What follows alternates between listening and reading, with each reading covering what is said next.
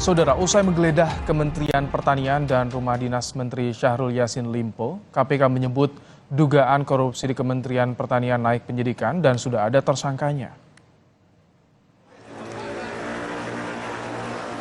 Komisi Pemberantasan Korupsi memastikan kasus dugaan korupsi di lingkungan Kementerian Pertanian sudah masuk ke tahap penyidikan.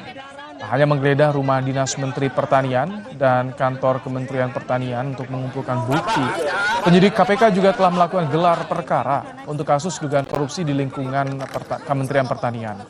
PLT Jubir KPK Ali Fikri menyebut sudah ada penetapan tersangka namun belum dapat disampaikan ke publik.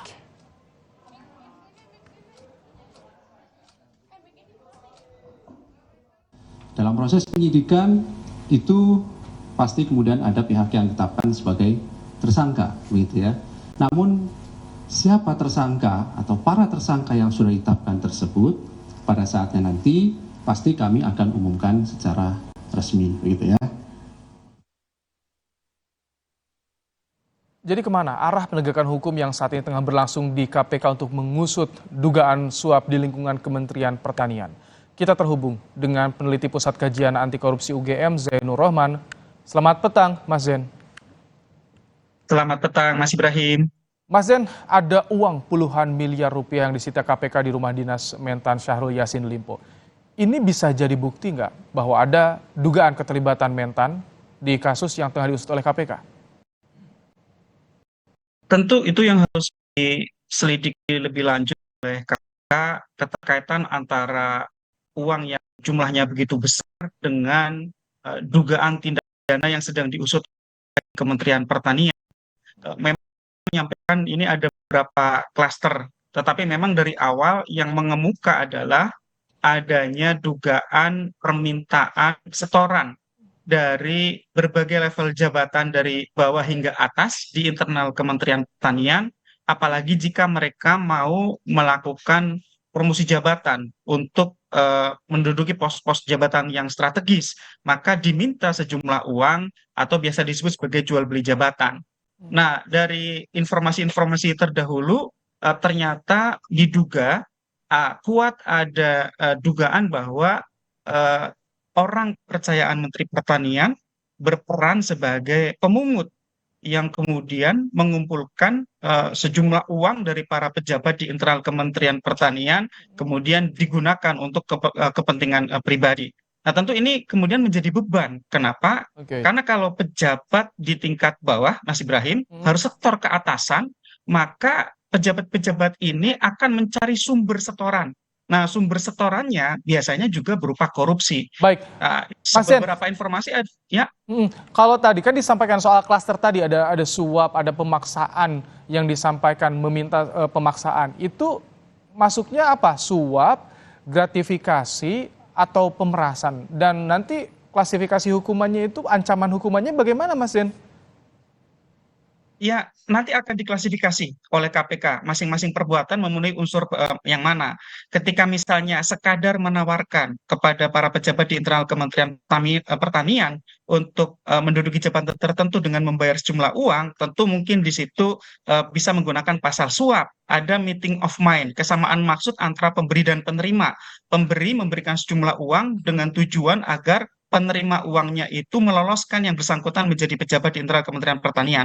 Atau yang kedua, jika tanpa ada maksud, tanpa ada meeting of mind, maka di situ adalah gratifikasi. Atau yang ketiga, jika tidak ada keinginan dari pemberi untuk memberikan, tetapi dipaksa oleh oknum-oknum, oleh pihak-pihak di dalam Kementerian Pertanian, maka itu masuk dalam kategori pemerasan. Nah, nanti itu juga sangat bervariasi dari sisi pidananya. Lebih berat yang mana, Mas Zain? Adalah ya. Lebih berat yang mana ancamannya?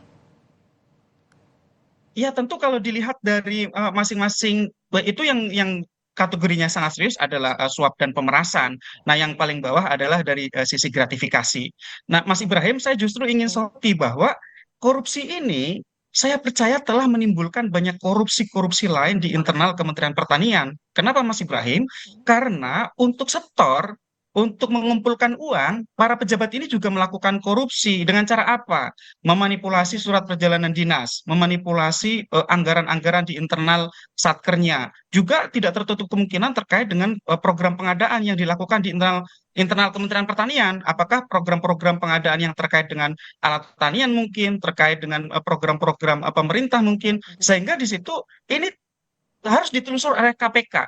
Korupsi ini pasti telah menimbulkan korupsi-korupsi yang lain. Kalau Semua sampai harus banyak diungkap secara sampai tuntas. tingkat bawah itu gimana untuk pengusutannya? Instrumennya saat ini KPK seperti apa? Apakah mumpuni untuk bisa menyasar sampai bawah? Ya, ini justru menjadi tantangan yang menarik buat KPK ya. Kenapa? Karena minimal dari sisi pejabatnya, eselon 2 ketika mereka mau menjabat, mereka diminta store.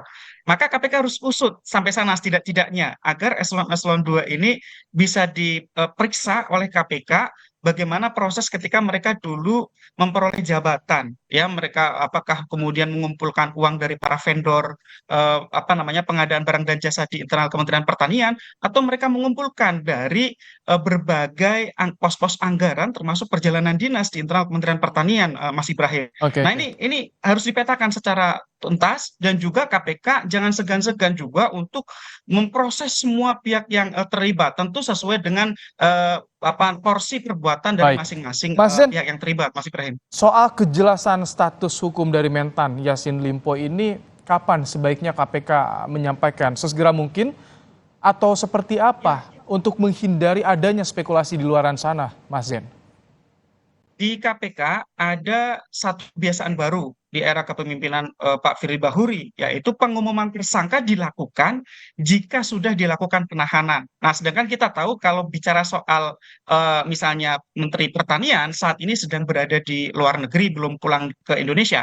Apakah benar Pak Menteri Pertanian yang menjadi tersangka atau tidak? Tentu nanti akan disampaikan oleh KPK melalui pengumuman resminya. Tetapi kita menjadi paham kenapa sampai sekarang belum diumumkan, karena sangat mungkin pihak-pihak yang terkait dengan korupsi ini saat ini tidak berkedudukan di Indonesia sehingga belum dilakukan pengumuman. Nah, tentu saya berharap semua pihak yang sedang disidik oleh KPK saat ini bersikap kooperatif, dan nantinya kalau memang yang menjadi tersangka misalnya adalah Menteri Pertanian, maka biasanya KPK akan melakukan penahanan baru melakukan pengumuman, dan itu baru bisa dilakukan ketika Menteri Pertanian pulang ke Indonesia. Tetapi sekali lagi, apakah Menteri Pertanian yang menjadi tersangka atau bukan, kita harus tunggu pengumuman resmi dari KPK, Mas Ibrahim. Baik, tapi kalau Anda lihat konstruksi proses hukum perkara yang tengah dibangun KPK seperti apa? Penggeledahan sudah dilakukan, ada uang juga yang disita di rumah dinas dan juga di ruang Mentan dan Sekjen di Kementan sudah digelar.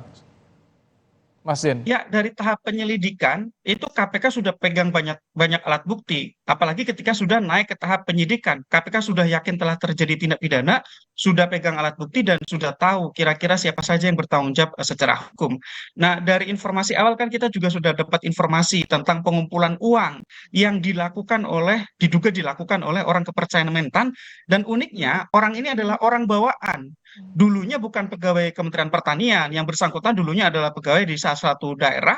Daerah tersebut juga merupakan daerah ketika dulu Mentan menjabat, kemudian dibawa. Jadi mengikuti pejabatnya begitu ya. Kemudian diduga yang bersangkutan melakukan banyak gerak-gerik di internal Kementerian Pertanian, dan diduga melakukan operasi-operasi Baik. pengumpulan dana untuk kepentingan Itu pribadi informasi dari sementara yang Anda peroleh ya, Mas Zen ya? Betul, tentu Baik, informasi resmi baru bisa kita dapatkan ketika nanti konferensi pers pengumuman tersangka, dan juga baik. akan kita lihat secara lengkap nanti keterangan pers dari KPK, Mas Ibrahim.